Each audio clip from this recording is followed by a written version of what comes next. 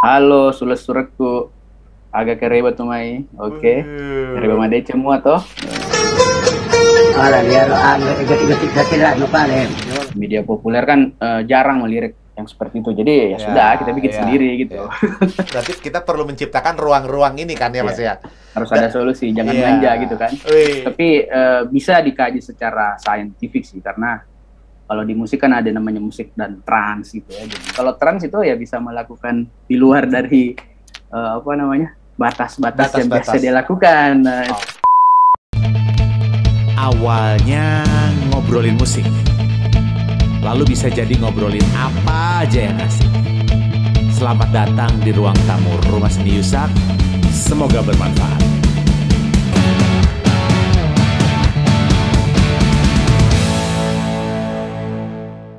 Halo semuanya, apa kabar? Semoga sehat dan baik. Selamat datang di ruang tamu RSY, podcast saya Yusak Hartoko dari Rumah Seni Yusak. Jadi ceritanya bulan ini tuh saya pengen ngangkat tema tentang musik tradisional Indonesia.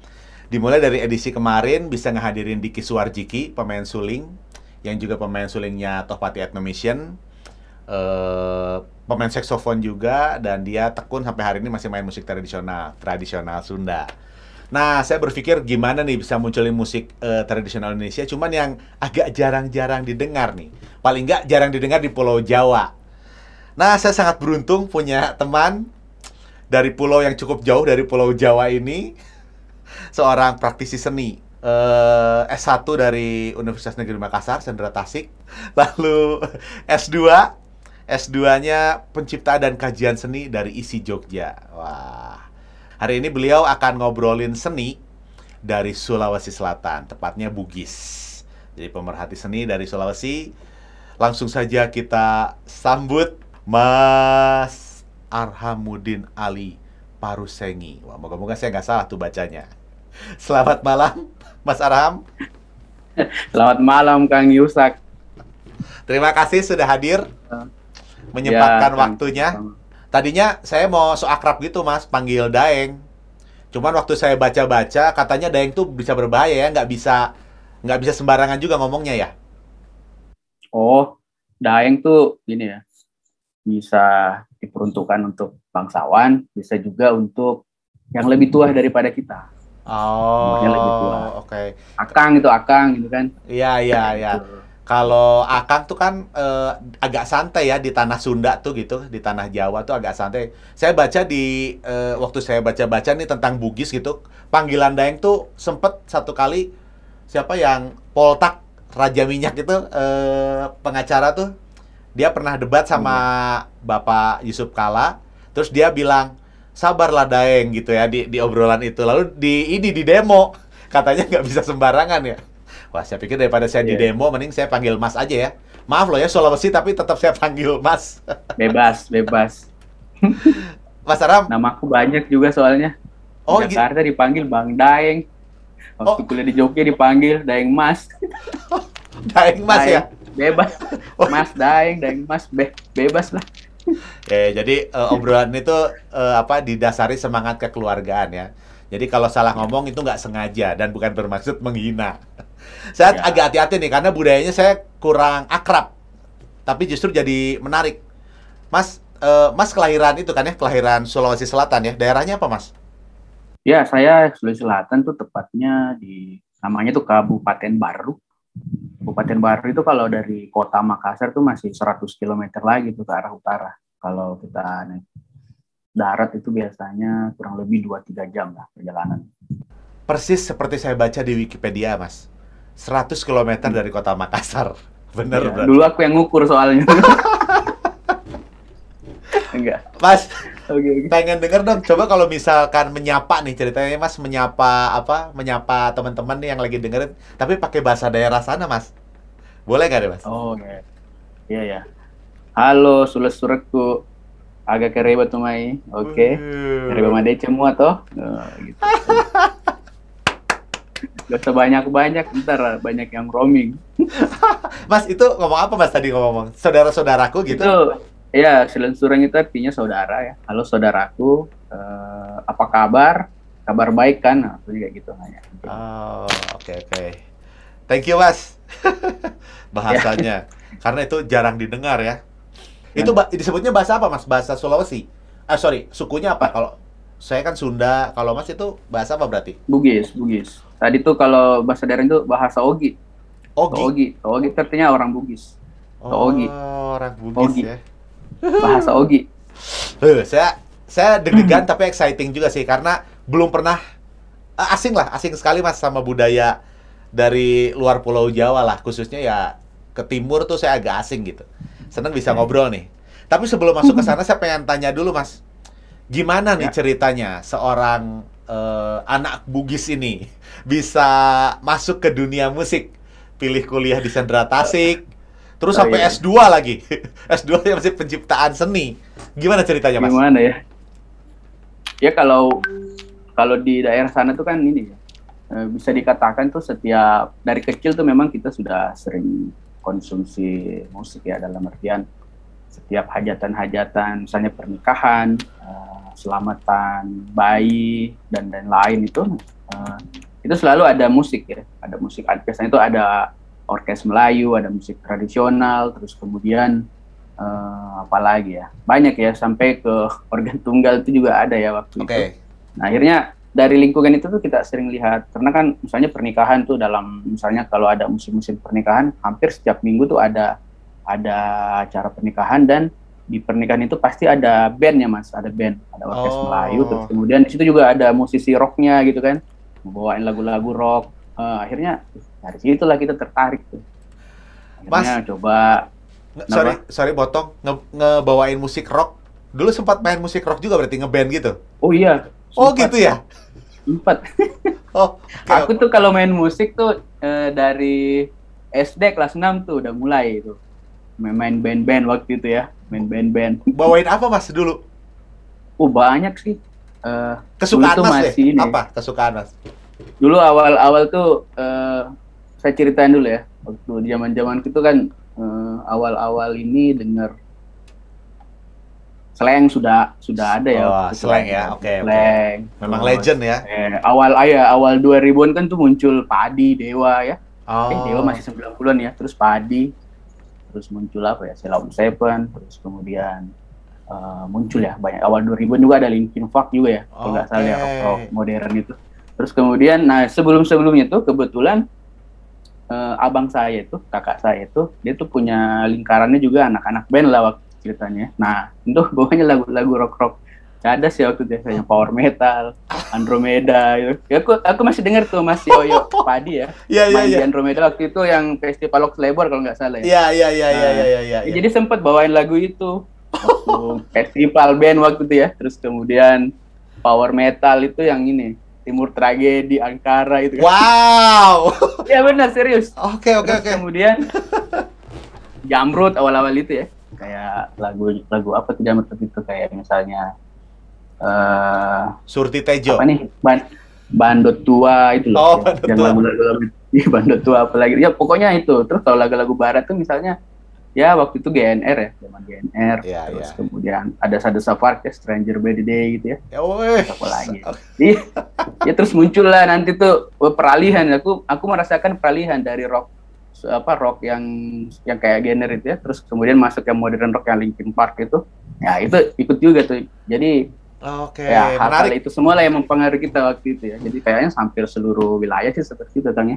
Menarik Mas loh. Saya nggak pernah tahu. Soalnya dari dulu kalau lihat Mas tuh pegang alat musik tradisional, kalau nggak pegang biola lah paling banter. Saya jarang lihat yang. Iya. Ya, saya jarang lihat. Ya memang. Kalau gitu dibalik pertanyaannya, kenapa punya ketertarikan sama musik tradisi Mas?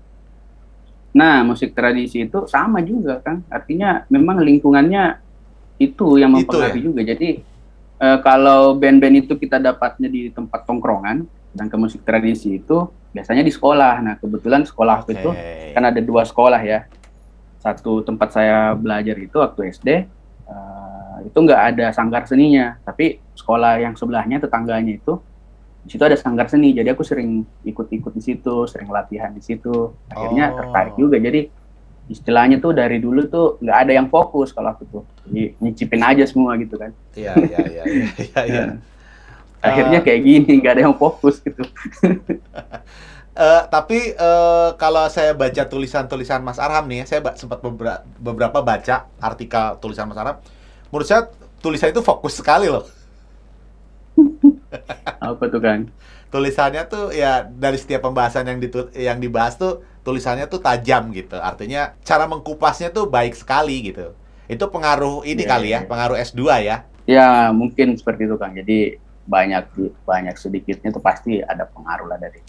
Berarti cocok itu ya. Di akademisnya cocok nih. Beda sama mudah-mudahan ya. Beda sama saya yang agak rock and roll ini, Mas. Wah, ya merendah lagi nih Kang Ilsak. Oke. Jadi saya sebelum ini saya sempat stalking IG Mas Arham dulu tuh buat cari foto, sebenarnya foto yang ganteng buat di cover. Aduh ya. Iya. Oke. Ada yang menarik tuh Mas di profil IG Mas Arham tuh. Saya baca ya Mas, saya sampai tulis nih Mas. Saya jadiin quote menarik. Lintasan hidup ini mengajarkanku menjadi biasa aja. Ya, biasa-biasa aja. Nah, soalnya itu loh. Gimana ceritanya Mas bisa sampai ada tulisan itu? Iseng sih Kang ya. Enggak, jadi gini ya Pak. Aku tuh merasakan ini ya, perjalanan dari kampungku ya, dari daerahku, terus kemudian ke Kota Makassar ya. Di sana saya tuh jadi mahasiswa 4 tahun di sana kan, terus kemudian sering ikut kegiatan kesenian kan kemana-mana gitu. Yeah. Terus akhirnya lanjutkan studi ke Jawa, khususnya di Jogja. Dan di Jogja juga tuh aku memang sengaja nggak selesai tepat waktu. Jadi selesai 2 tahun semua mata kuliahku selesai, aku nunda dulu. Aku ambil cuti terus jalan-jalan kemana gitu kan. Wah, gitu ya? Iya benar.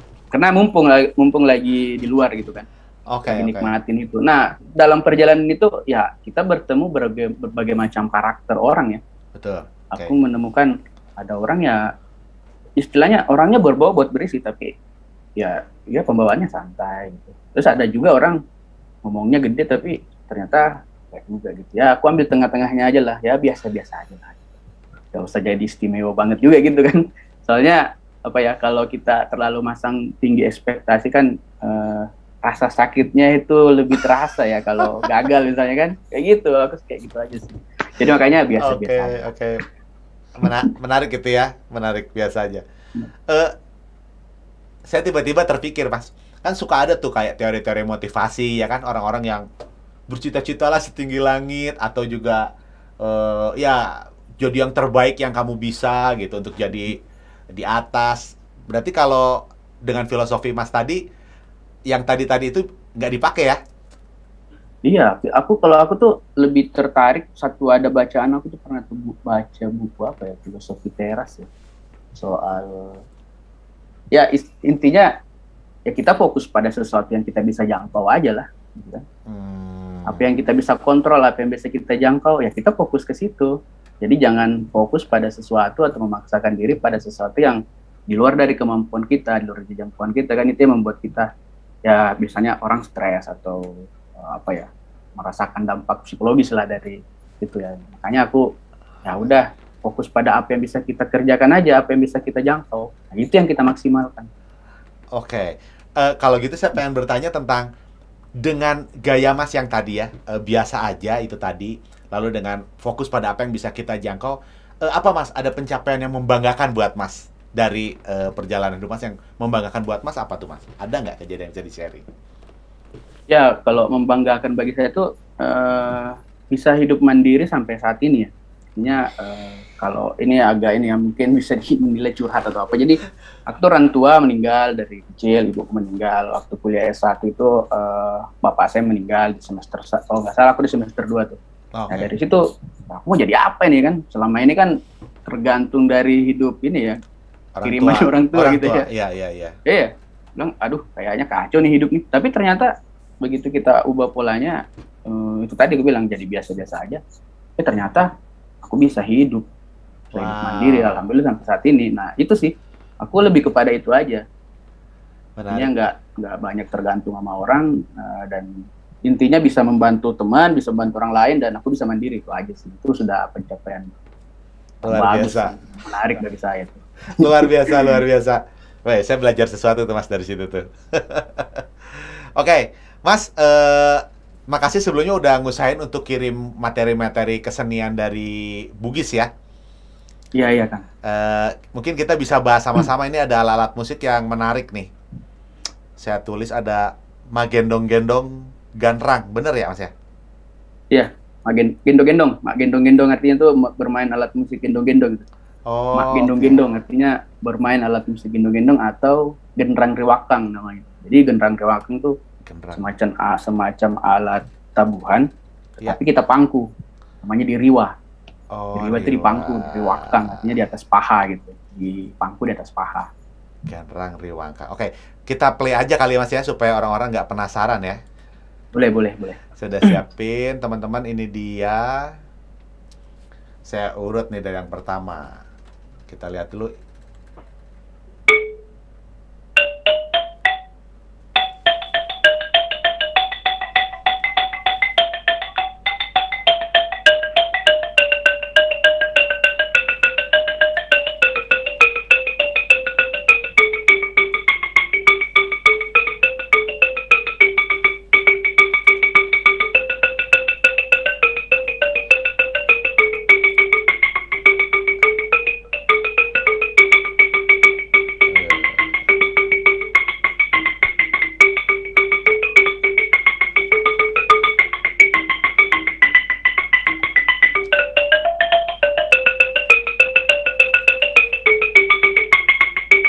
Oke, saya lanjut dulu ke video kedua karena sama ya, dari Bapak Oke, Kang. Karan juga ya. Tapi ini ada Masnya nih. Ah. Oke, ntar dibahas. Ya.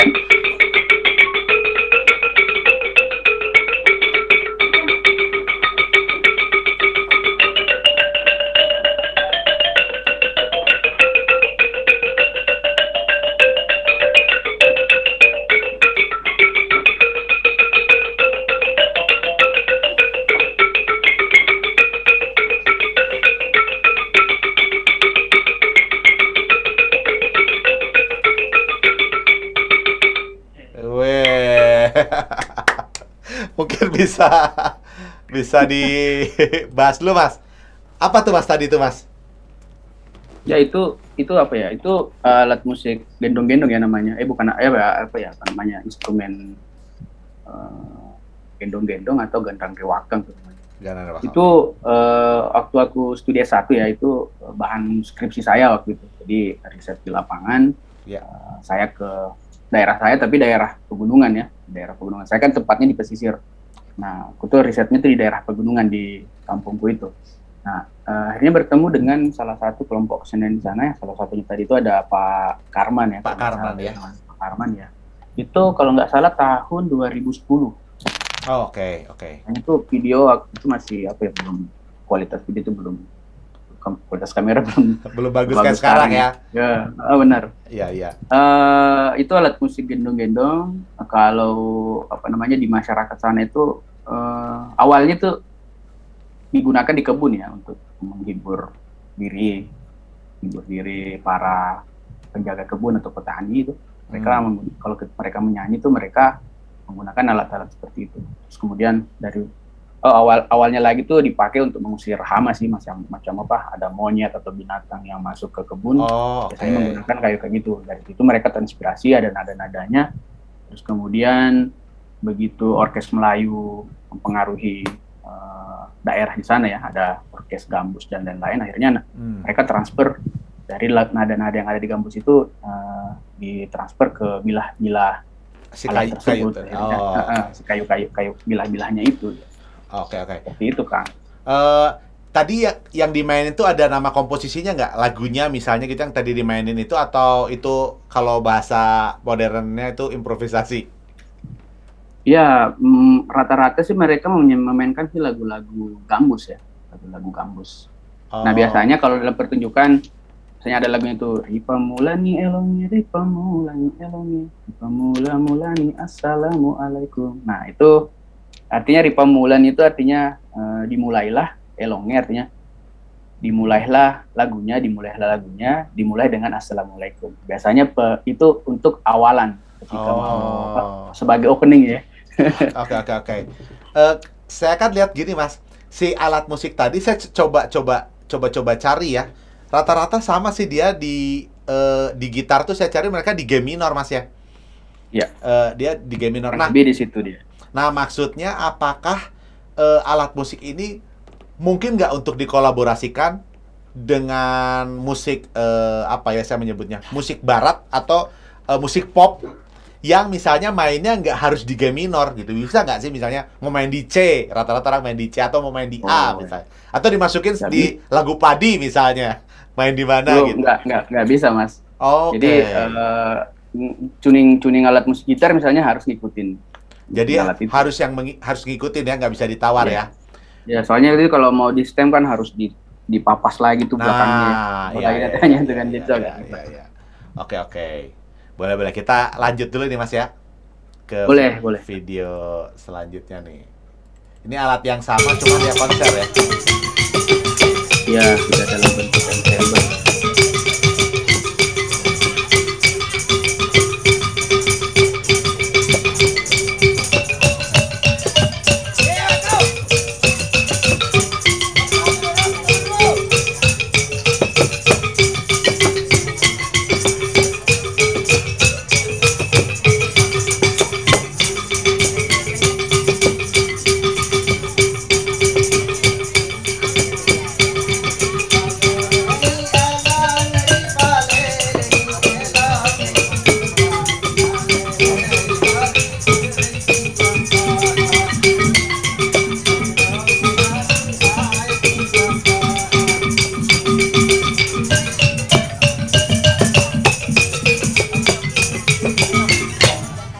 Oke.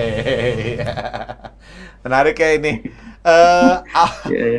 Mas, kalau misalkan ini kan tadi tuningnya udah di situ dia kan ya Mas ya. Gimana kalau misalnya vokalisnya jadi diganti perempuan Mas? Ya ngikut. Jadi situ. berarti range suaranya harus masuk ke situ ya? Iya. Cuman dalam beberapa kasus sih memang ini rata-rata sih penyanyinya dari orang laki-laki juga sih. Oh, oke. Rata-rata gitu. Tapi apakah ada juga perempuan yang nyanyi Mas? Ada sih, pernah mengatakan ada, cuman dia ngikutin nada-nada yang ada di. Ya, jadi yang ada di dipaksa untuk ikut ya? Ya, dipaksa. Ini yang selanjutnya. Iya. Inilah yang tampil pada malam hari ini. Inilah yang suku terasing dari Kabupaten Bandung.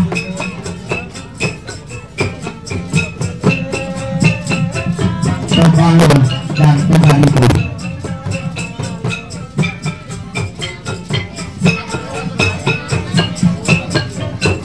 Nah, di sini ada tambahan dia ya Mas ya. Ada yang kayak gitar ini apa nih Mas? Itu gambus. Oh, ini itu alat musik gambus, cuman mereka bikin sendiri ya, custom ya. Jadi disesuaikan sama bentuk kayak gitar gitu. Custom. Dia berapa senar ya Mas? Kurang kelihatan. Gambus itu berapa ya? 4. Oh, jadi sama aja kayak gambus ini 4 ya, cuman di custom bikin sendiri ya. Lucu juga ya. Saya pikir tadi ini apa ini? Lalu yang biru ini Mas, apa nih Mas? Nah, itu namanya mandolin. Oh. Mandolin. Orang sana kan mandoling. KNG ya, mandoling. Jadi dia tuh apa ya? Saya lihat alat musik ini juga ada di Minang, ada yang di Minangkabau.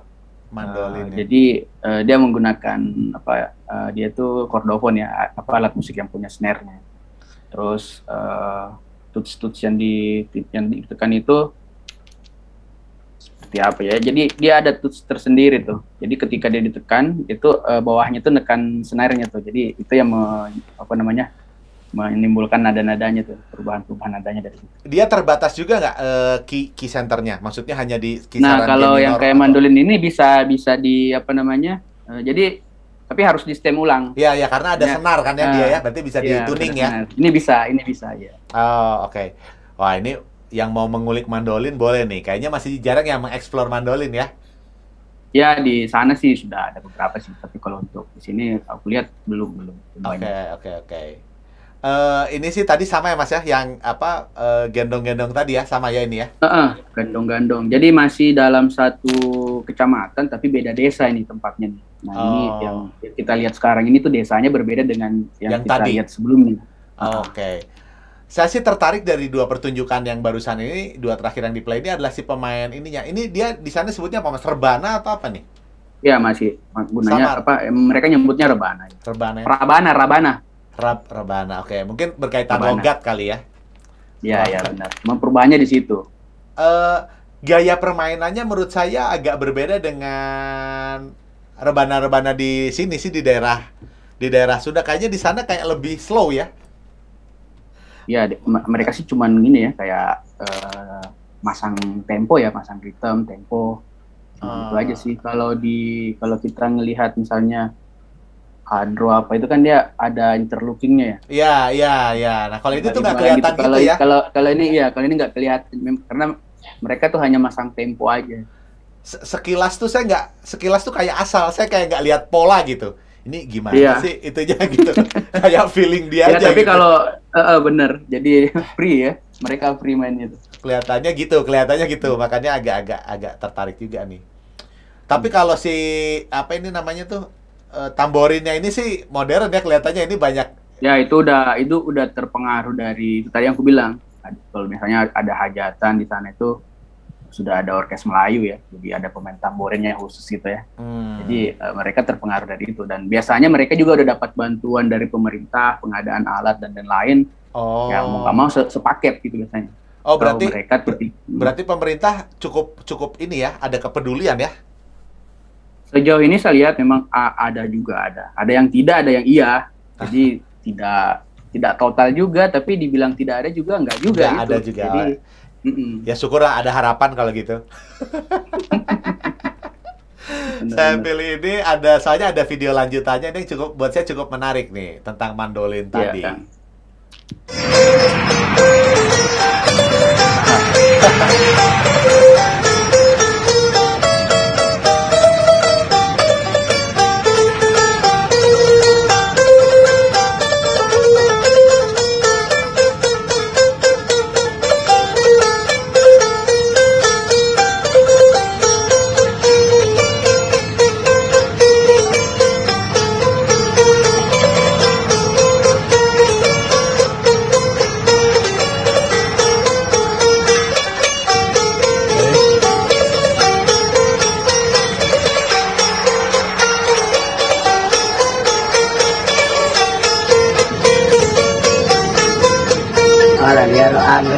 Ikut pare, yo lo si, macam madinero.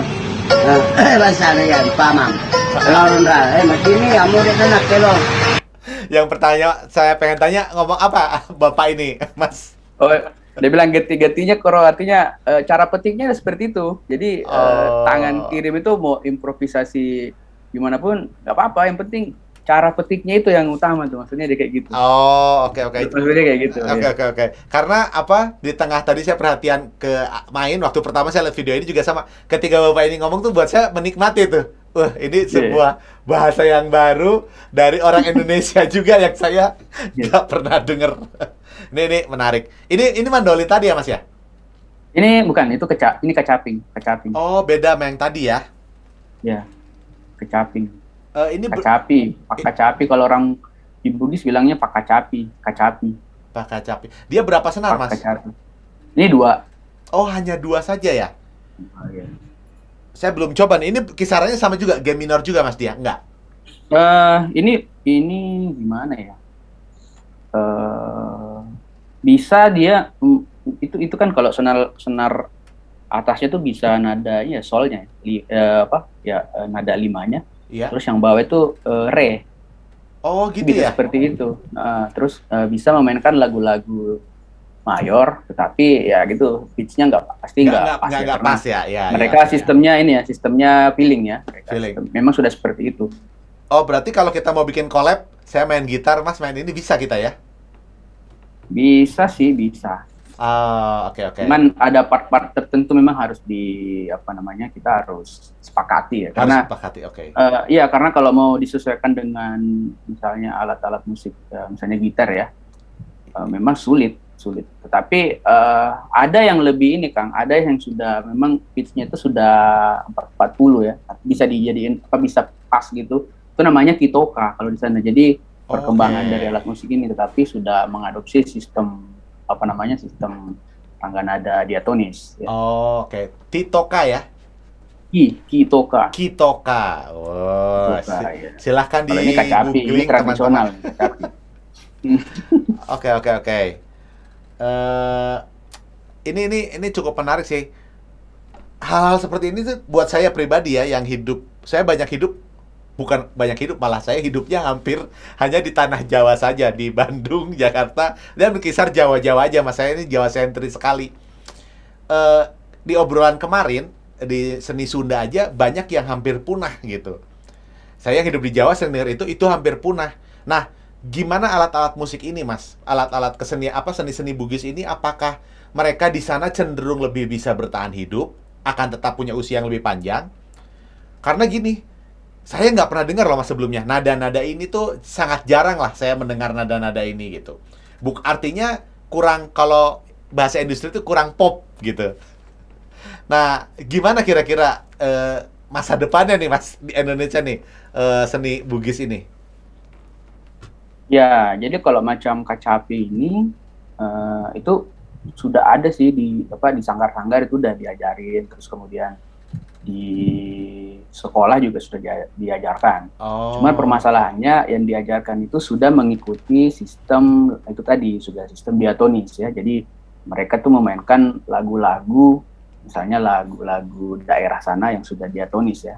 Nah, sedangkan kalau kita melihat yang dimainkan oleh Bapak ini namanya Pak Lakacoa namanya. Lakacoa. Jadi salah satu pemain kecapi yang ada di daerah itu cara permainannya itu sangat berbeda, dan kalau kita mau belajar memang kita harus sering ke sana, tinggal ya kalau bisa tinggal di tempat di rumahnya itu, karena itu permainannya tuh kita nggak bisa menghafal dalam sekali 2 kali polanya kayak gini, enggak. Jadi memang harus sering-sering budaya kebiasaan ya, kebiasaannya itu yang harus kita lakukan. Nah, sayangnya sistem pembelajaran yang seperti itu tidak dilakukan di sekolah. Jadi yang seperti Bapak ini rata-rata pemain kacapi seperti ini tuh sudah berumur, dan rata-rata kuliah tidak ada regenerasi. Jadi bisa dikatakan kayak Pak Lakacoa ini adalah generasi terakhir untuk di daerahku misalnya bermain seperti ini. Jadi ketika misalnya Bapak ini mudah-mudahan panjang umur ya, ada murid, misalnya kalau udah nggak ada, Bapak ini udah nggak ada, ya kita nggak tahu mau belajar yang seperti ini di mana lagi. Sedangkan untuk perguruan tinggi pun, sekolah-sekolah musik yang ada di sana yang formal, itu cara pembelajarannya tidak seperti cara permainannya Bapak ini. Yang tadi kejelaskan sebelumnya. Udah diatonis ya? Udah diatonis, ngikutin lagu-lagu yang sudah pengaruh diatonis juga. Seperti itu perkembangan. Kurangnya ketertarikan atau ya minimnya orang yang mau belajar, apakah ada faktor ekonomi, Mas? Faktor ekonomi, pengaruh ekonomi terhadap ini ya. Maksudnya apakah nggak ada duitnya nih sehingga nggak menarik, atau ya memang lahan apresiasinya kurang sehingga memang ya kalau gue belajar main di mana nih gue, kalau ngeband ada pensi misalnya, ada festival gitu kan, kalau main ini main di mana, apa kira-kira yang bermasalah sehingga nggak familiar orang gitu Mas? Ya kalau aku lihat sih memang permasalahan ruang ekspresi ya kan. Jadi kalau memang dibandingkan dengan seni-seni populer ya, musik-musik populer memang kalah jauh. Yang biasa menayangkannya seperti ini kan cuma TVRI ya. Meskipun frekuensinya juga nggak terlalu banyak gitu ya, masih kalah dengan musik-musik populer atau tayangan lainnya. Nah itu mungkin salah satu faktornya adalah kekurangan ruang ekspresi. Terus kemudian ketika ini jarang didengarkan, terus di satu sisi media-media populer mempromosikan musik-musik populer yang nggak ada salahnya juga memang karena namanya media populer ya. Akhirnya kalah ruang, akhirnya mau tidak mau ya kan membentuk selera masyarakat jadinya ya. Membentuk seleranya anak muda. Jadi mau tidak mau anak muda lebih tertarik dengan musik yang populer. Jadi kalau yang ada yang mau disalahkan sih, saya pikir saya nggak tahu siapa yang disalahkan, tapi kondisinya seperti itu gitu. Benar. Saya setuju. Dan kayaknya di daerah lain pun sama kondisinya ya. Iya. Ruang berarti ruang. Masalah ruang. Ruang. Wah, itu bisa jadi ini ya, karena kalau masalahnya kelihatan biasa solusinya bisa dibuat, Mas ya. Kadang-kadang orang Iya. bingung kalau masalahnya nggak tahu apa, solusinya kan nggak tahu, tapi ini kelihatannya solusinya ada ya kalau ruang masalahnya. Iya, artinya kan K-pop bisa populer kenapa? Nah. Karena ada upaya serius ya kan gitu. Jadi kita dari situ aja sih. Oh, nice. Lihat dari perbandingan situ aja ya. Apakah saya tadi lihat Mas punya ini tadi ya? Apa tadi? Worldmusicseries.id. Apakah misi Oh, iya. worldmusicseries.id ke sana juga ada? Atau gimana tuh? Salah satunya itu Kang. Jadi di World Music Series ini saya diajak teman gabung di sana, di bantu di media online-nya tuh ya. Jadi di situ ada media. Jadi salah satu hal yang kita lakukan di situ adalah membentuk jaringan Oke. teman-teman pelaku musik tradisi se-Indonesia yang sevisi, punya visi yang sama. Jadi kita membuat festival, membuat event-event kesenian yang lain, workshop, ketemu mentor, diskusi dan lain-lain, itu banyak kegiatannya. Nah kebetulan memang fokusnya ke musik tradisi atau musik yang berbasis dari musik rakyat di Nusantara ini, atau musik baru yang terinspirasi dari jenis-jenis musik rakyat Indonesia, Nusantara. Jadi lebih kepada gerakan jejaring sih, membangun jejaring. apa ya? Membangun jejaring yang misinya sama gitu. Sejauh ini jejaringnya cukup berhasil, Mas. Sejauh ini aku lihat kan ini baru setahun lebih ya, hampir 2 tahun. Aku juga gabungnya belakangan. Awalnya itu ada teman yang memang jadi inisiator yang pertama. Tapi saya lihat ke sini lumayan militan nih, banyak kawan yang gabung dan militan itu. Jadi pernah sekali kan di Bandung tuh bikin festival ya, kita online. Oh ya? Itu pertama waktu itu aku belum join ke sini nih, tapi aku lihat kegiatannya ada di Bandung. Terus event yang kedua itu di Bengkulu. Terakhir bulan kemarin itu di Kutai Kartanegara. Jadi konsep festivalnya unik. Jadi menurutku kita ya memanfaatkan new media ya, media baru ini. Jadi misalnya karya itu direcord dulu, terus buatkan video klip, terus kemudian hasil dari karya itu kita kayak screening gitu ya di YouTube ya. Jadi itu yang kita festivalkan. Jadi penayangan video sebenarnya kan, penayangan video, terus nanti ada diskusi dan lain-lain di situ ya.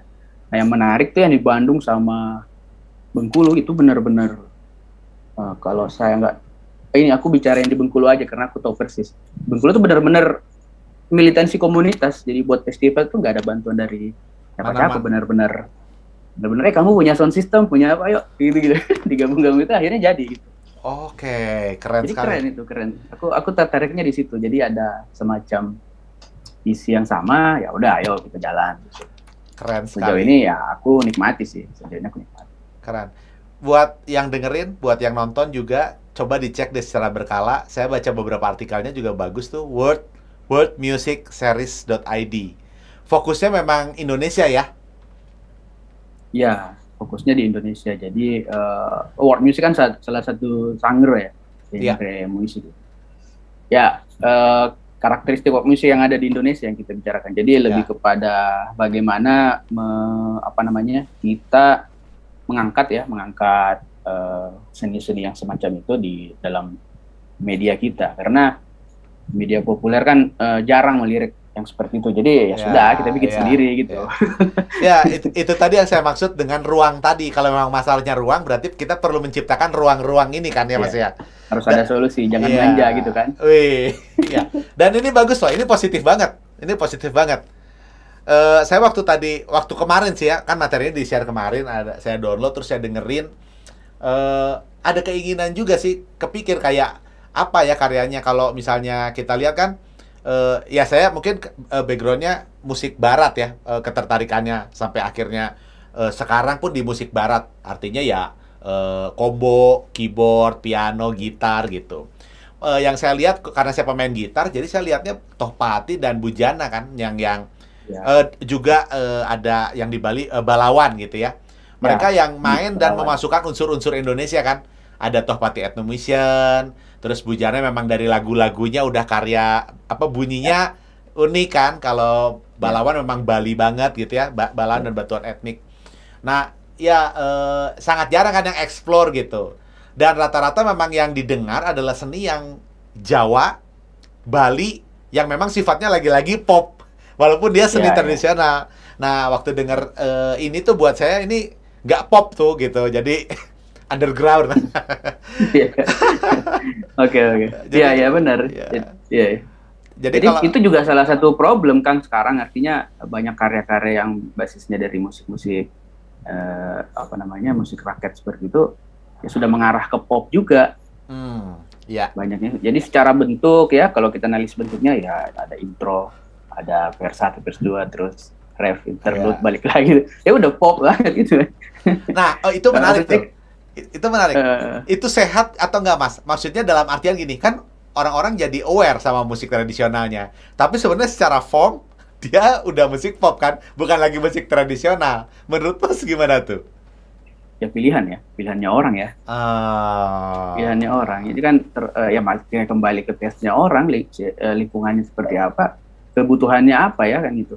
Jadi bukan dibilang kalau misalnya aku nih main musik yang kayak gitu terus aku buat kayak pop gitu, ya bukan berarti yang pemusik yang benar-benar pelakunya yang benar-benar itu ikut sama saya, enggak juga, mereka tetap dengan stylenya gitu. Jadi kita cuman terinspirasi dari apa yang mereka lakukan ya, jadi menjadi sumber inspirasi kita juga. Jadi artinya dua jalur yang berbeda memang gitu kan. Dan masing-masing eksis dengan jalurnya sendiri. Jadi saya pikir pilihannya orang. Jadi kalau memang mau pilihannya ke pop, silahkan. Itu juga nggak merugikan aku juga, nggak merugikan orang lain juga, ya jalan aja gitu kan, nggak ada masalah. Berarti ya memang harus konsisten dulu di ruang kreasi tadi ya, di ruang dulu untuk apresiasi ya. Jadi maksudnya ada ruang-ruang yang cukup banyak untuk menampilkan seni-seni tradisional ini, sehingga ya tetap bisa akrab, bahkan mungkin bisa pop di telinga orang-orang ya. Ya, jadi begini Kang, masalahnya kita minta kamu sesuai bermain musik ya sesuai musik tradisi aja lah. Ya, mereka kalau nggak ngikutin pop nggak bisa hidup. Gitu. Iya. Sedangkan selera publik, selera masyarakat menginginkan yang seperti itu. Terus kita memaksain dia, kamu jangan berubah, harus seperti itu terus. Ya nggak bisa lah. Iya. Mereka juga butuh hidup ya. Jadi dan seni kan pasti akan beradaptasi dengan zamannya terus akan beradaptasi. Iya. Nggak ada jaminan ya bahwa misalnya satu repertuar tertentu di tahun 70-an dengan yang dimainkan tahun ini itu benar-benar persis sama. Nggak ada jaminan kan. Pasti akan ada perubahan. Ya kita megang itu aja lah. Menarik ya. Berarti justru dia sebenarnya dinamis ya, walaupun karya yang sama ya. Iya benar. Wow. Oke. Wah, bisa panjang nih kita kalau ngobrol nih ya. Apa-apa kan. Mumpung lagi kosong ya. Kita lanjut dulu deh ke video selanjutnya nih. Oke. Ini video buat saya cukup menarik.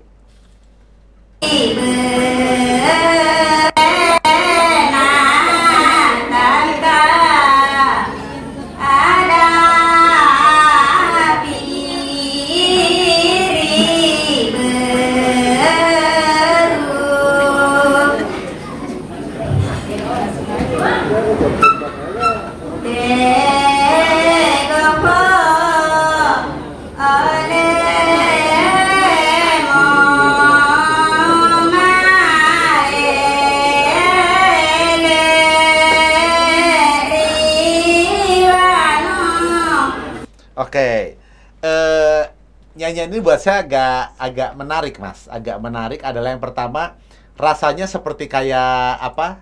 Lagi baca ayat suci tuh, apa sebutannya ya? Ya kayak ngaji lah ya baca. Iya, bacanya kayak ngaji. Lalu yang kedua, kalau ini sebenarnya bahasa yang digunakan bahasa apa ya, Mas? Bahasa Bugis juga? Baik, itu bahasa Bugis klasik. Oke. Ini dengan alat-alat musik yang tadi kita dengar, Mas, menurut saya nada yang diambil ibu ini agak berbeda ya? Iya nggak sih? Ya. Ya memang berbeda karena dia punya versinya sendiri ya. Jadi ini kan namanya ini Masura ya. Masura itu membaca sura, sedangkan sura itu semacam manuskrip atau karya tulis yang dari huruf lontar, huruf aksara Bugis itu, yang mengisahkan salah satu kisahnya tuh yang biasa mungkin Kang Yusak pernah dengar Ilaga Ligo ya, cerita Ilaga Ligo, naskah Ilaga Ligo itu. Nah, belum pernah loh Mas, cerita coba Mas, apa Belum itu? pernah. Itu harus googling ya, ntar Oh, cari. asli. Ya, Oke, nggak oke, apa-apa. oke, Ya, oke, ya, oke. aku informasiin aja. Aku informasiin itu salah satu karya sastra terpanjang di dunia yang konon itu diklaim lebih panjang dibanding kisah Mahabharata gitu kan. Oh gitu ya, Mas sebutin lagi judulnya, Iya, sorry. iya. Ilaga Ligo. Ilaga Ligo. Ilaga Ligo. Nah, Ilaga Ligo. salah satu epos kisah yang dibacakan itu kisah tentang Dewi Sri, Dewi Padi. Dewi Itu yang Padi. dibaca oleh Ibu ini. Nah, Oh. saya mau konfirmasi dulu ini video dari teman saya ini namanya Kak Untung. Aku nggak nulis sumbernya. Makasih Kak Untung videonya. Oh, oke. Nah, jadi dia membacakannya itu sambil dilagukan ya. Iya, Dilagukan. iya. Itu cara pembawaannya seperti itu, cara pembacaannya seperti itu. Oke. Nah, maksud saya tadi adalah si nadanya itu ternyata nggak sama dengan alat musik yang tadi dibunyiin itu, Mas. Maksudnya apakah ada, kan kalau di ini tuh ada apa? Ada madenda, ada apalah itu kalau di Sunda ya. Kalau di Bugis sendiri apakah ada gitu juga? Artinya ada bunyi yang berbeda, tangan nada yang berbeda misalnya gitu di musik tradisi? Oh, nggak ada Mas. Oh, Jadi nggak ada. misalnya kayak di sana sih banyak dipengaruhi, misalnya kalau kecapi itu lagu-lagu Bugis biasanya dipengaruhi Arab, pengaruhi Cina. Oh, Jadi oke. jadi secara teori musik itu belum ada yang merumuskan secara teori, misalnya kayak di Sunda kan sudah ada ya, kayak madenda, terus punya pelok selendro kalau Iya, di iya, Jawa iya. ya. Kalau di sana itu belum ada. Oh, Jadi kalau oke. macam Ibu ini, dia itu melakukannya sesuai versinya masing-masing. Jadi ketika kita bertemu dengan pasura yang sama, itu akan walaupun dia membaca teks yang yang sama, sama tapi bisa beda ya? pembawaan dia melakukannya itu juga berbeda nantinya. Oke. Seperti itu, Kang. Berarti dalam proses regenerasinya sangat penting untuk hidup bersama ya? Ngikutin Iya, terus ya? Nggak bisa, Ngikutin terus. iya nggak bisa dipelajari kayak di sekolah ya? Nggak bisa sih ya? Ya, Oke. karena waktu ini pernah wawancara sama Ibu ini, dia juga sistem belajarnya seperti itu, jadi sering mendengar kalau di dekat rumahnya itu. Ini kan biasanya dibacakan ketika ada menjelang nanam padi, Ya. terus ada pesta panen. Nah, setiap ada kegiatan itu, setiap tahunnya, pasti banyak hajatan-hajatan yang mengundang pasura, ya pembaca surah ini. Nah, biasanya Ibu ini sering mendengarkan itu, dan akhirnya dia bisa belajar sendiri. Oke, oke. Jadi tradisi mendengar ya, lalu menirukan ya? Ya, benar. Harus lingkungannya memang harus mendukung. Mungkin salah nggak ya Mas ya? Salah loh, nyanyi nggak boleh gitu. Salah. Ada pakemnya nggak kira-kira? Kalau menurut dia ini ada sekitaran 10 atau lebih jenis lagunya gitu. Oh gitu ya? Ada 10 atau lebih, iya. Oh, oke. Seperti itu. Cuma saya tidak hafal secara pasti ya. Artinya tapi kalau menurut Ibu ini, Ibu Itangang ya namanya, Ibu Itangang ini namanya itu, dia mengatakan ya kalau ini ada lagunya, lagu ini ada lagi lagunya gitu. Oke. Dia yang tahu gitu. Ya, berarti kalau gitu kan berarti ada mungkin salah. Misalnya saya nyanyi tuh di situ. Oh, salah Ya, kamu, salah, bisa salah ya. Iya, dia bisa negur kalau kita belajar ya. Salah, nggak gitu lagunya. Iya. Berarti nggak semuanya feeling nggak ya? Karena sering dengerin terlalu feeling cuma nggak ya? Ya, nggak sepenuhnya. Oke. Oke, yang terakhir ini cukup seru ini.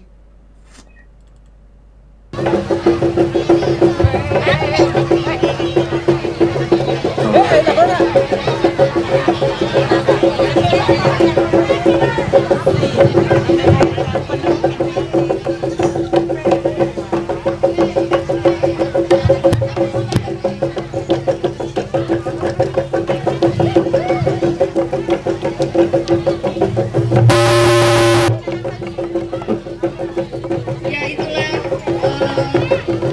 tari Sereapi, di mana tari Sereapi adalah bahasa Indonesia.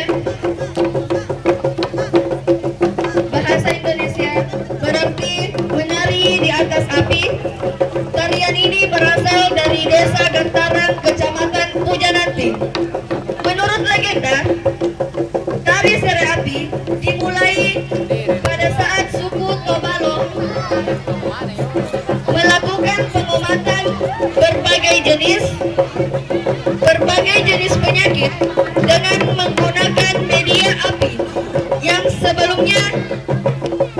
diletakkan atas tumpukan kayu bakar. Ya, tarian ini akhirnya berkembang secara turun-temurun, di mana para penari dengan iringi bunyi lesung menari di atas bara api tanpa terluka sedikit pun. Saya langsung ke part loncatnya kalau saya nggak salah ya. Nah ini dia ya. Panen tiba di malam hari. Namun seiring perjalanan waktu, kegiatan ini juga dilakukan pada siang hari. Oke, ini agak mistis ya. Mistis dan ada triknya pasti kan itu. Ya. Emang triknya bisa dibuka Mas ya? Kayak sulap-sulap. Aku nggak tahu juga soalnya. Oh, saya Kena pikir- rokok aja bisa kaget ya kena rokok gitu. Iya. Di hampir setiap daerah di Indonesia tuh punya kesenian yang semacam ini ya, agak-agak berbau mistis. Misalnya ya ada makan beling tuh kalau di Ponorogo reok misalnya ya, atau kuda lumping misalnya di Jawa Barat gitu. Ya ini ada injak api gitu ya, menari di atas api. Ini sebenarnya apa Mas, dalam rangka panen padi juga? Iya, ini sebenarnya ada kaitannya juga dengan yang ibu yang tadi tuh ya, yang melafalkan surah itu. Ya. Jadi biasanya yang hal seperti ini tuh berkaitan dengan ritual pesta panen, acara pesta panen di masyarakat. Oke. Nah, jadi kan itu ada lesung ya, yang di apa tadi itu yang Iya. ditumbuk-tumbuk gitu ya. Iya. Itu alu namanya, kalau di sana namanya alu. Iya. Kalau di Jawa namanya lesung. Nah, itu kan menciptakan ritme tertentu yang kemudian itu berbarengan dengan sere. Sere itu kayak gerakan ya. Sere itu gerakan namanya sere api. Jadi gerakan-gerakan yang bermain dengan api seperti itu. Oke. Jadi itu satu kesatuan. Makanya kita tidak bisa mengatakan bahwa ini tari, ini musik. Jadi kalau aku tuh lebih menggunakan ya udah ini kesenian, salah satu ekspresi budaya ya. Budaya. Sere api. Dan apa tadi pertanyaannya, di setiap daerah memang punya hal-hal yang seperti itu, tapi bisa dikaji secara saintifik sih, karena kalau di musik kan ada namanya musik dan trans gitu ya. Jadi dalam kondisi tertentu orang bisa trans gitu, dan kalau trans itu ya bisa melakukan di luar dari batas-batas yang biasa dia lakukan. Nah, itu mungkin seperti itu kalau saintifiknya. Oke. Tapi di wilayah lain memang mungkin juga ada yang tadi seperti yang dikatakan Kang Yusak. Ya, menarik. Api ya. Tapi ini musiknya pure dari alunya ya, nggak ada Dari iringan ya. itu nggak ada. Nah, apakah berlatih? Tapi saya begini Kang, yang kekinian itu sudah ada yang kolaborasi dengan gendang dan alat-alat yang lain. Tapi seingatku waktu saya masih kecil itu rata-rata yang seperti ini. Oke. Ada latihan dulu nggak kira-kira tuh pukul alunya?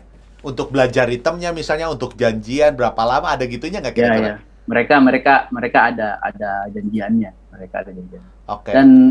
Dan itu sudah apa ya? Kalau orang-orang yang kayak misalnya di daerahnya ini di Gataring itu memang sudah hafal ya. Oh, saya bagian ini, dia bagian itu. Oke. Ya lagi-lagi kebiasaan ya. Sering bareng, udah tahu gimana. Oke, menarik sekali. Semoga ini video-video ini bisa jadi masukan buat teman-teman. Kalau buat saya pribadi sih ini sangat mencerahkan telinga. Karena saya mendengar hal-hal yang saya jarang dengar, Mas, di tanah Jawa ini jarang dengar. Makanya tuh kenapa aku senang bergaul sama teman-teman yang senang dengan musik-musik yang seperti ini tuh, karena saya bisa belajar banyak hal. Oh, ternyata kita kaya gitu, banyak jenisnya. Benar. Kita kaya, Indonesia kaya. Ya, tinggal gimana, maksudnya ini kan ibaratnya kalau ini sumber daya alam, ya ini sumber daya alamnya. Pertanyaannya gimana ngolahnya kan itu. Good, setuju sekali. Iya, kan itu. Setuju sekali. Sepertinya itu kita kurangnya di situ. Sumber dayanya melimpah, tapi ngolahnya gimana? Itu. Semoga worldmusicseries.id ini bisa jadi salah satu tempat ya untuk ya, mencurahkan itu. Mudah-mudahan. Ada apa ya? Adakah wadah lain yang Mas pernah lihat? Kan Mas banyak lingkungan seni nih, ISI, Universitas Negeri Makassar itu juga sentra Tasiknya ya. Ada wadah-wadah yang Mas lihat dibuat nggak untuk untuk apa ya? Untuk tadilah wadah bagi kesenian tradisional seperti ini. Ada nggak sih orang-orang yang udah menyiapkan wadah gitu? Banyak sih ya kayaknya. Oh banyak ya? Banyak. Teman-teman itu kan juga kalau di IWMS itu kan juga kita tidak mengklaim bahwa semua kegiatannya itu adalah dari kita. Jadi sistemnya itu kayak kerja bareng aja. Jadi teman-teman yang sudah tersebar di daerah itu, mereka juga menciptakan ruang. Jadi tinggal kita kolaborasi. Jadi bisa dikatakan di setiap daerah itu sudah ada sebenarnya. Cuman memang sudah ada, cuman memang informasinya yang tidak sebanyak kesenian-kesenian populer ya. Jadi istilahnya mungkin kita jarang mendengar itu. Good point. Berarti itu tadi bagus ya, memang berjejaring ya. Artinya bukan dimonopoli oleh saya, bukan saya yang buat, tapi justru hanya ya berjejaring, ngumpulin, ya, kerja lalu kolektif, menginformasikan. Ya. Nice, itu menarik. Iya. Kerjanya dan itu sangat memungkinkan saat ini, Kang ya. Iya. Komunikasinya enak banget, Kang. Iya. Sama kayak kita gini ya. Coba kalau harus hadir, susah saya ngehadirin Mas Arham ke sini. Iya. Harus ke Bandung dulu, Kang ya, atau Kang Isaknya gitu ya. Iya, aduh, thank you makanya. Tapi ya itu tadi memungkinkan banget ya, remote gini tuh memungkinkan banget.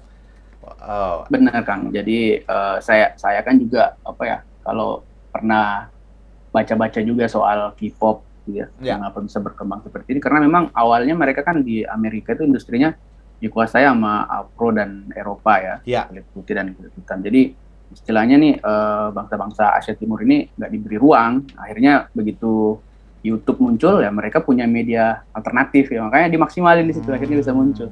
Nah, kenapa cara berpikir kayak gitu nggak kita gunakan ya, maksudnya kayak gitu. Benar.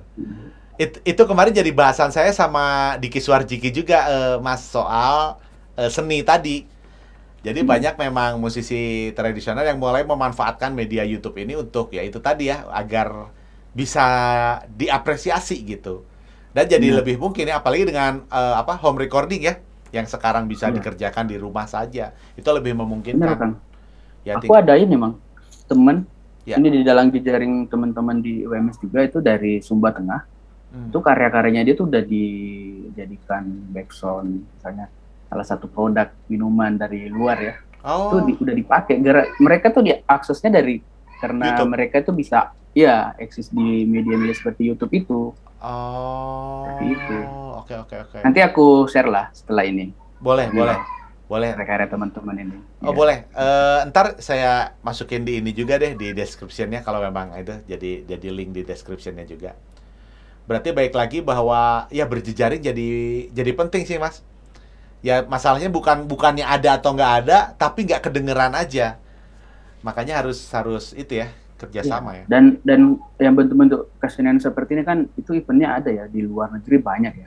Kalau di Bandung itu kan Samba Sunda ya salah satunya. Samba Sunda, iya. Kang siapa namanya? Kang Ismet ya. Kang Ismet salah satu ininya tuh. Leadernya di situ. Dan dia sudah mulai dari dulu ya.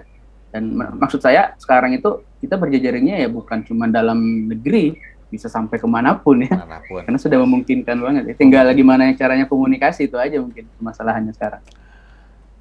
Mas, berarti perlu loh misalnya ada semacam pelatihan ya, entahkah seminar atau apa yang sifatnya pelatihan, agar para musisi-musisi tradisional ini mereka bisa punya kemampuan untuk memaksimalkan media yang ada sekarang ini, Mas. Harusnya seperti itu, Kang.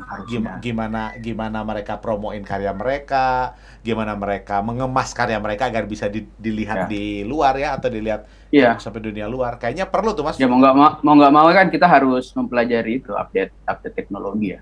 Iya. Dan bantuan dari apapun jenis musiknya ya, apapun jenis yang kamu geluti ya harus paham teknologi. Iya, enggak. Dan pelatihan yang semacam itu memang penting. Sudah saatnya, memang sudah harus gencarkan ini ya. Berarti kalau satu saat punya kesempatan rapat sama kementerian, bisa jadi ide tuh, Mas ya. Saya pikir orang-orang sana sudah berpikir ke sana ya. Oh gitu ya. Orang canggih-canggih ya caranya di sana orang berpikir ya. Artinya saya yakin mereka sudah memikirkan, dan artinya kita juga sebagai berkecimpung di komunitas ya, kita juga melakukan hal yang sama. Jadi bagusnya sih jangan nunggu ya, Jangan nunggu siapa, jangan nunggu pemerintah ya. Ya kita yang mau hidup ya kita yang harus mulai duluan ya. Itu artinya kayak gitu ya Kang ya. Luar biasa. Wih, Ya. keren. Wih, itu menarik tuh. Jadi ya kalau bahasanya Anton nih Mas, waktu itu saya ngobrol sama Anton, kalau kita punya passion ya kerjain passion kita lah. Jangan jangan nunggu orang, karena orang ya nggak tahu apa passion kita. Jangan gitu. Harapan kita jangan dititipkan ke orang. Gitu ya. Keren. Ini orang-orang yang hidupnya biasanya keras banget nih. Paham kehidupan. Keras batu. Wow, Mas, thank you Mas. Iya Kang. Berkaitan sama tadi sebenarnya masalah kemandirian tadi, nggak bergantung. Kalau kita mau bicara hidup kita pribadi memang gitu sih gitu ya, kita berjuang ya nggak tunggu orang. Tapi dalam ranah berbangsa dan bernegara kita nggak bisa dong melihat pemerintah tidak melakukan apa-apa ya, tidak ada kebijakan apa-apa atau nggak terjadi apa-apa gitu. Karena ya ini bahasanya bukan lagi soal pribadi, ini masalahnya soal berbangsa dan bernegara gitu. Nah, berkaitan dengan itu tadi Mas sudah ngejelasin soal yakin bahwa di sana udah orang-orang berpikiran ke sana, ada bla bla bla segala macam. Nah, di tengah realita yang ada dan keyakinan Mas tadi bahwa ada orang-orang yang sudah memikirkan, saya mau tanya nih Mas, kalau buat saya ini di podcast saya ini saya selalu kasih tema ini kita dan Indonesia. Dengan latar belakang pemikiran tadi, gimana menurut Mas Indonesia 10 tahun lagi dalam bicara soal musik tradisional Indonesia? 10 tahun lagi ya. 10 tahun lagi lah kira-kira gimana nih? Karena kan kita belum lihat nih. Belum lihat kerjaannya, munculnya ruangnya masih kurang, pas segala macam. Kira-kira gimana 10 tahun lagi?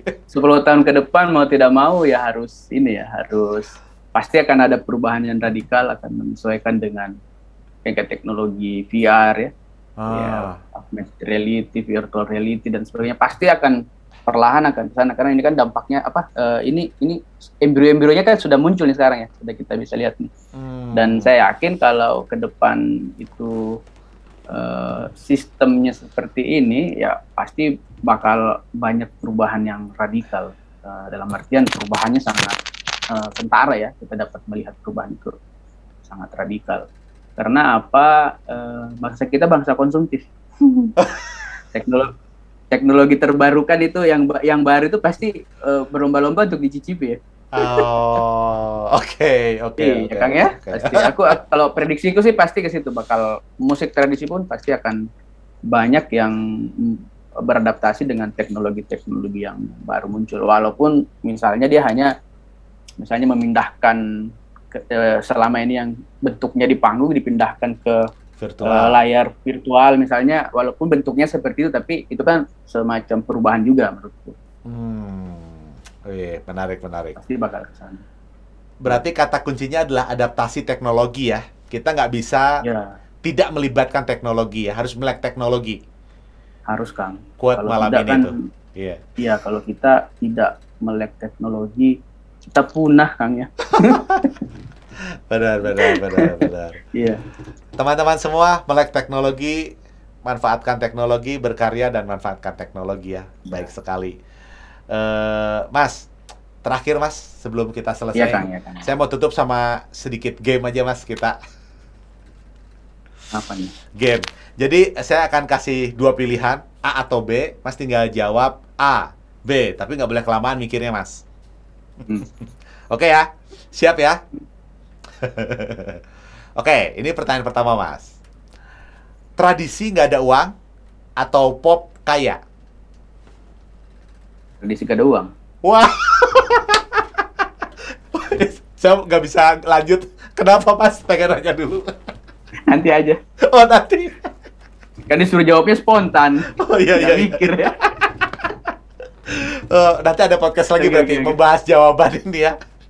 Oke. Aku ada jawaban nih. Pertanyaan kedua. Oke. Mengajar atau jadi artis selebritis? Mengajar, oke. Jakarta atau Makassar? Nggak dua-duanya sebenarnya. Oh, nggak dua-duanya. Ada tempat lain? Aku maunya di Jogja atau Bandung. Wah, setuju. Walaupun terakhir saya ke Jogja cukup macet, Mas. Iya. Saya agak, aduh, Jogja macet gini ya. Karena saya kampungnya di Klaten orang tua. Jadi dekat dari Jogja ya. Jadi terakhir ke sana macet agak parah ya. Apalagi Prambanan itu ya. Wah, betul sekali. Oke, jadi Makassar pun nggak ya? Lebih pilih Bandung atau Jogja ya? Iya. Oke. Giring atau Ganjar? Nggak ada. Nggak ada. Oke. Harus ya. Nggak apa-apa sih. Nggak harus ya. Nggak harus sih. Karena saya ada pertanyaan kedua. Yang ini harus. Anies atau Ridwan Kamil? Harus. Yang ini harus pilih. Anies atau Ridwan Kamil? Kalau nggak pilih berarti kasih nama, Mas. Harus kasih nama di luar yang saya udah sebut. Susah ya pertanyaan ini ya. Banding pertanyaan sebelumnya. Anies, Ridwan Kamil atau ngasih satu lagi ya? Makanya saya taruh terakhir, Mas. Ya kalau gitu aku pilih Ganjar aja tadi. Oh, pilih Ganjar ya. Maksud pertanyaan terakhir tuh gini, Mas. Kadang-kadang kan ini semua rame sempat yang 3 masih, yang 1 saya nggak tahu. Tapi mereka semua mencalonkan diri di nama calon presiden kan gitu ya. Mencalonkan belum, tapi ada di bursa calon presiden. Giring saya pilih karena dia punya latar belakang kayak kita lah, seni. Dia main musik kan gitu. Lalu dia mencalonkan diri. Ya siapa tahu ada merasa, seniman juga nih gitu. Lalu ada Ganjar yang memang dia suka musik rock. Ada fotonya sama teman kita tuh, Mas Andi. Ya, aku tahu orangnya tuh. Disebutin nggak namanya? Iya, jadi ya sama-sama punya ketertarikan musik kan gitu. Maksudnya kira-kira dari mereka pilih mana. Sebenarnya ini bukan menggambarkan dukungan kita mereka sebagai calon presiden, hanya dari nama itu mana yang membuat kita lebih tertarik gitu. Nah, saya punya dugaan sih memang kita ini kadang-kadang malas terlibat ya masalah kayak gitu. Saya lihat ya banyak orang-orang yang pelaku seni atau pemain musik tuh kayak udahlah, gua males lah politik-politikan. Nah, saya pengen kayak politik praktis. Iya, politik praktis. Betul. Kadang-kadang kan suka dimanfaatkan ya gitu, makanya suka males gitu. Bukan kadang, memang sering. Ya, nggak enak, Mas, agak sopan sedikit kan? Oh, nggak usah lah. Oh, nggak usah ya? Nggak usah sopan kan, kenyataannya seperti itu kan ya. Ya, jadi dari perspektif korban. Ya, jadi saya pengen kayak bahwa gimana pertanyaan ini menjadi menarik buat Mas, karena buat saya Mas nggak sekedar praktisi musik, tapi juga akademisi gitu. Dan pelaku budaya juga. Jadi maksudnya cara Mas ya ini memang pengen saya bahas kalau yang ini.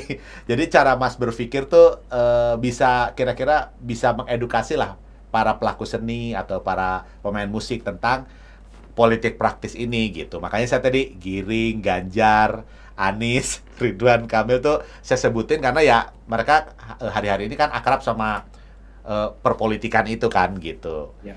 Nah, menurut Mas sikap kita gimana sih sebagai pelaku seni itu menghadapi politik praktis ini? Gitu ya. Ya kalau saya tetap kita harus melihat sejauh di lingkungannya selama ini mereka tuh di mana, apa yang mereka perjuangkan. Ya kan pasti terekam ya. Ada istilahnya kalau orang mengatakan ada jejak, rekam jejaknya gitu. Rekam jejaknya ya. Pasti kita harus belajar itu juga. Jadi sebagai pelaku seni, praktisi seni, jadi kita juga bukannya tidak harus paham politik, kita harus paham politik supaya kita bisa sadar menentukan sikap kita seperti apa. Jadi bukan dibilang apatis juga, saya nggak mau tahu soal politik, tetapi cara kita menolak itu pun juga kan itu tidak asal nolak atau ngikut dari temanku nolak aku juga ikut nolak, enggak. Tapi ya kita memang harus bisa membaca situasinya ya, dan itu yang menjadi apa menurutku semua hal ya, semua bidang. Jadi bukan hanya praktisi musik, tapi untuk spesifikasinya pelaku musik ini ya kita juga harus paham politik itu. Tapi paham politik bukan berarti harus terjun ke politik praktisnya, enggak seperti itu. Jadi paham politik supaya bisa tahu posisinya ini menguntungkan bagi kita atau tidak itu. Oke. Kalau misalnya tiba-tiba ada yang nawarin, wah Mas Arham, jadi caleg nih Mas gitu. Atau jadi staf ahli kementerian. Oh, staf ahli kementerian jangan ya. Itu sih oke sih. Kalau misalnya jadi itu deh caleg deh misalnya gitu dari partai tertentu gitu. Sikap Mas gimana? Karena banyak kan yang terlibat sekarang di politik praktis dengan background seni ya. Kalau menurutku kayaknya untuk saat ini ya, kita kan juga nggak bisa memastikan ya. Artinya namanya manusia pasti dinamis. Tapi kalau untuk sikap saya sekarang, kayaknya nggak ada yang menarik dari situ. Nggak ada yang menarik. Nggak bermakna juga gitu. Mas, seru bisa ngobrol-ngobrol. Thank you so much sudah mau berkunjung ke Rumah Seni Yusak ini walaupun ya, Kang, virtual. Sama-sama, aku juga mengobati rindu ini ya. Lama baru ngobrol-ngobrol jauh Iya. lagi. Semoga gitu di depan bisa ada kolaborasi untuk bisa kerja bareng sih, Mas. Itu harus diusahakan sih kalau itu ya. Di tengah apa yang biasa saya dengar pada umumnya gitu. Nah, itu tuh tadi memberikan bunyi baru yang menyegarkan. Semoga bisa ada kolaborasi kita ke depan. Iya, Kang. Terima kasih buat waktunya. Sampai ketemu Kang. di pertemuan selanjutnya. Oke. Itu tadi obrolan saya sama Mas Arham. Tamu RSC kali ini ngobrolin tentang seni Bugis. Semoga bermanfaat dan nambahin wawasan kita semua tentang musik tradisional Indonesia, khususnya dari Sulawesi. Kalau ada kesalahan, kekurangan, mohon maaf. Kalau ada informasi yang mau ditambahin, nanti boleh komen, boleh kasih masukan. Kita very welcome. Sekali lagi, semoga semuanya bermanfaat buat kita semua. Makasih buat semua yang udah dengerin. Sampai ketemu di next obrolan Ruang Tamu RSC. Saya Yusak Hartoko dari Rumah Seni Yusak. Pamit dulu, God bless you. Bye-bye.